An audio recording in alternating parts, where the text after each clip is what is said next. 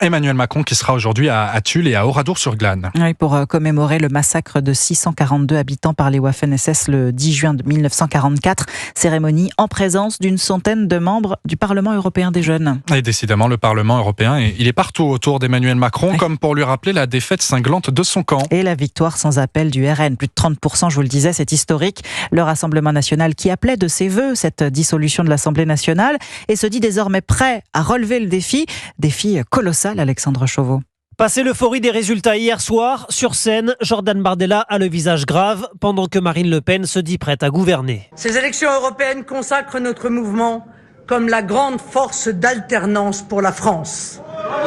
Nous sommes prêts à exercer le pouvoir si les Français nous font confiance. En urgence, le bureau exécutif du parti se réunit car en juillet prochain, le Rassemblement national pourrait obtenir une majorité et avoir à former un gouvernement. Un bouleversement dans l'histoire du RN, jusqu'ici toujours cantonné à l'opposition. À 28 ans, Jordan Bardella pourrait ainsi accéder à Matignon, un défi colossal pour celui qui fut propulsé sur le devant de la scène il y a 5 ans seulement par Marine Le Pen.